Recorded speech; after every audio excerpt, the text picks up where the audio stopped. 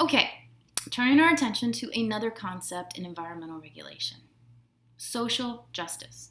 Now, some of you may have heard the term social justice before. It's not limited to the environmental field. But often when you're dealing with environmental concerns, there are also social justice concerns included. The concept of social justice is pretty basic. It's saying that the poorest and most disenfranchised members of a community should not be the ones to bear the greatest brunt of environmental devastation, pollution, loss of natural resources, that should be a burden shared by all.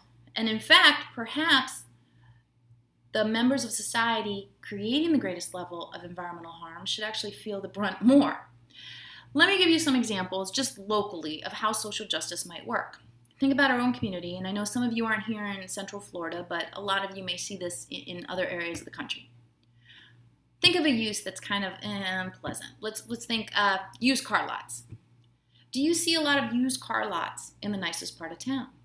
Not usually. You're going to find that type of use in a more economically depressed part of town. If someone has less money, does it mean they like living next door to a huge metal fence with barbed wire on the top and halfway broken down cars all over the parking lot and people coming and going at all hours of the day and evening? No, they probably don't like it any better. But the use has been put next door to them rather than more affluent areas of the community. Another example. Just about every urban community has to have a waste treatment plant. And waste treatment plants are what they sound like. It's usually human waste being treated through a system so that it can be recycled. I will give you a hint. Waste treatment plants don't usually smell very good. Again, where do we find these? Do we find these types of plants in the nicest areas of town? No. They're put usually in the poor, often minority parts of a city. The examples could go on.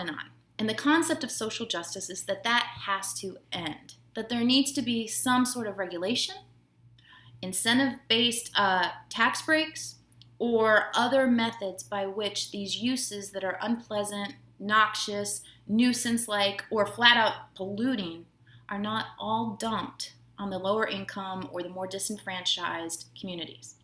Now, it gets more serious in some regards when you go to the international level.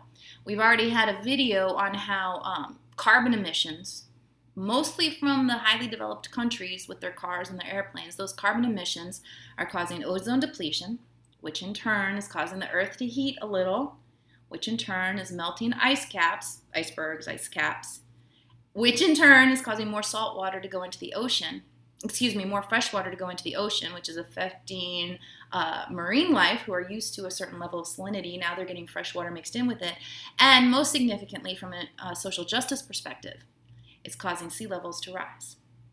When the sea levels rise, the parties hardest hit, or the communities hardest hit, tend to be smaller islands. And think of the smaller islands. By and large, smaller islands tend to have lower gross national product, lower standards of living, and are kind of the definition of the poorer and more disenfranchised members of our world community. And what's happening is the rising sea levels are causing them to actually lose their homes and their businesses, and in some extreme examples, lose their entire island. Again, the concept of social justice, not accepted on a broad level, but under a concept of social justice, those disenfranchised communities could actually maybe sue the causes of the environmental harm and say, listen, you've got to stop causing these harms to our community. Again, social justice hasn't taken a hold that greatly in how environmental resources are regulated, but it is a concept I want you to know about. All right, on to our next one.